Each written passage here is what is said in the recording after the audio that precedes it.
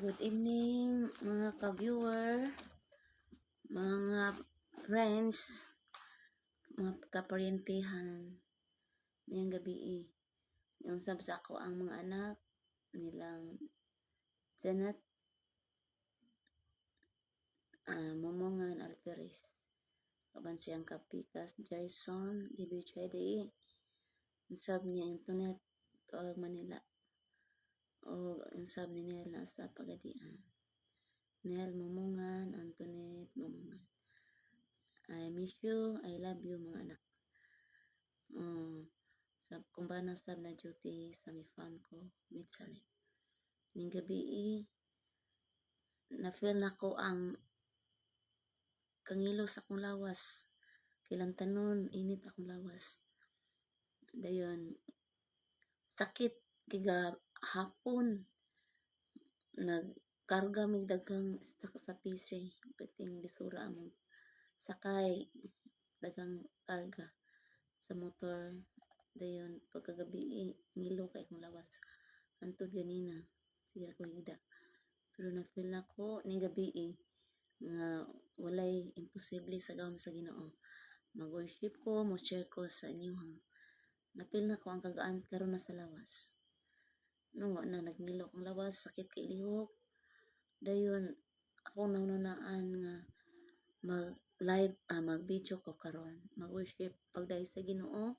Apel sab mo worship. Ato ang dunganan pag himaya ang Ginoo nini mga orasa.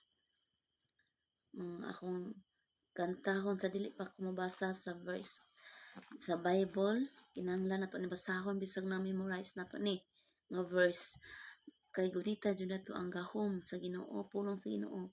Bisag na memorize nato apan atong basahon jud dinhi sa Salmo 23. Uno paingon sa 6. Mao ni mga panalipod sa Ginoo. So, akong basahon ang verse nga makahatag nato o kadasig matulog ta nga malinawon ning gabi mabuton na nato may panglawas. Makabangon ta sa kabuntagon nga mabatna nato ang kahimsog sa panglawas kung moduol magdayeg ta sa Ginoo. No, sa ako ni basahon daan sa di o una ko basa pagman ini kanta ko. Itong basahon Salmo 23, 1, paingon sa siuba mao ang akong magbalantay. Walay makulang kanako. Siya nagapahigda kanako sa mga sibsibanan nga malunaw. Siya nagatultur kanako sa dapin sa mga tubig nga malinaw. Gipalig-on niya akong kalag, ginamanduan niya ako sa mga dalan sa pagkamatarong tungod sa iyang ngalan. O bisan maglakab ako latas sa ulog sa landong sa kamatayon. Ako walay kahadlok sa bisan unsa nga dautan. Kay ikaw mag-uban kanako, ang imong baras ug ang imong sungkod kini nakapalig-on kanako. Ikaw nagaanda mo pagkaon sa tubangan ko, tinambungan sa ako mga kaaway. Gidihog mo akong ulo sa lana, akong kupa nagaawas sa pagkamatuod ang kaayo ug ang may gugmaong kalulot magasunod kanako sa adlaw nga tanan sa akong kinabuhi. O sa balay niyo ba magapuyo ako sa walay katapusan. Dining gabi mao ni ang mga promise sa Ginoo. Mag-uban kanunay ang Ginoo. Dunay lana ang Ginoo, dili kay kita magbuhat og lana aron likay sa mga daotang tawo. Dili lana ni gahom sa Ginoo. Gidihugan ta sa Ginoo. Pinagi sa lana, pinagi sa espiritu, kabiran ta sa Ginoo. Nga malikay ta sa mga katalagman, makatulog ta nga malinawon, nga malikay sa mga daotan. Dili ta moampog lain nga Dios. Ginoo, direct ka kay galaan mga kaigsunan.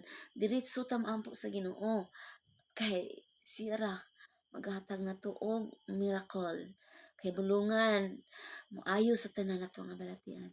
Tinuod ganina bisag paglihok lang sa akong mga kulamoy, ngilok ayo akong likod, akong tiil.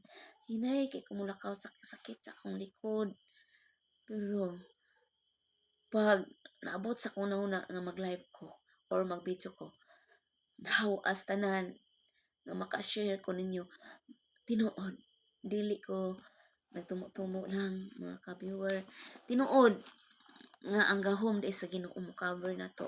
Ang lana sa Ginoo dili kitay mamutang mga plus ug lana kabiran ta. Bubuan ta sa lana sa Ginoo dili na to makita pinaagi sa Holy Spirit pandungan ta sa Ginoo. Malikay ta sa mga daotan. No, ang Ginoo lagi magbantay na to. Wala na lain Dios nga sampiton nga atong daygon nga atong sa ulugon Diyos nga buhi nga kita dili makakita. Siya ang mag-uban, magmando nato, mag-ayo nato sa tanang balatian. Walay imposible sa kahom sa Ginoo. Amen. Praise the Lord. Mayang gabi kanatong tanan.